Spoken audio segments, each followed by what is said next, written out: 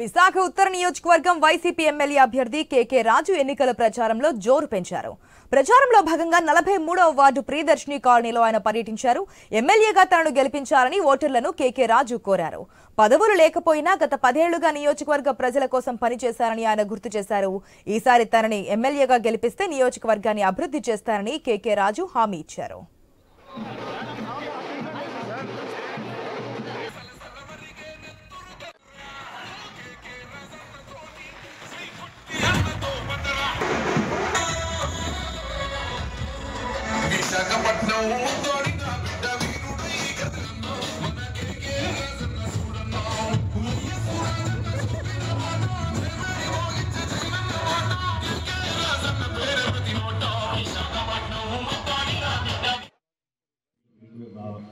మే 23 result వచ్చింది. మే 24th night Jaganmohan Reddy గారు 151 స్థానాలు 22 ఎంపీలు గెలిచి దర్శనాలు వచ్చింది.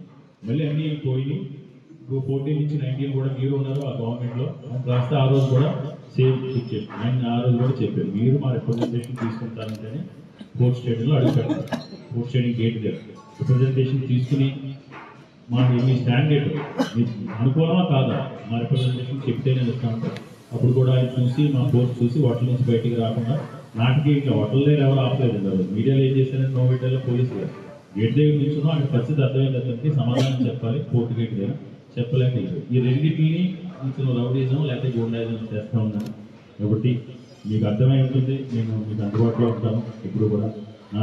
నా ఉద్దేశం ఏంటంటే జనరల్గా భవిష్యత్తులో కూడా ఇంకా మనకి నార్త్ నియోజకవర్గానికి సంబంధించి గవర్నమెంట్ లైన్కి సంబంధించి ఇలా డిఫరెంట్ ఆర్ఎండ్బి వెబ్సైట్కి సంబంధించి పోర్టుకి సంబంధించి రైల్వేకి సంబంధించి ఏదైనా ఇన్వెస్ట్మెంట్స్ తీసుకొచ్చి మన అప్లికేషన్ క్రియేట్ చేయడానికి ఇంకా 200 ఎకరాల వరకు పాకెట్స్ ఉన్నాయి.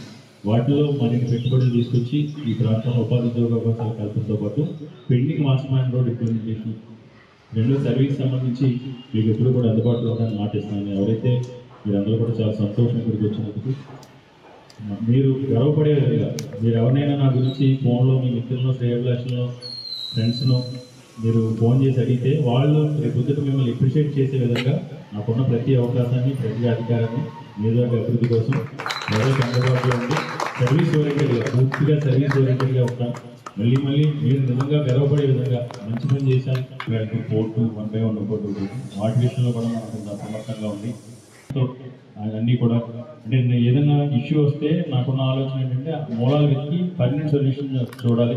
రాజకీయాల కోసం కాకుండా ప్రతిదీ కూడా పర్మనెంట్ సొల్యూషన్తో చేస్తాను.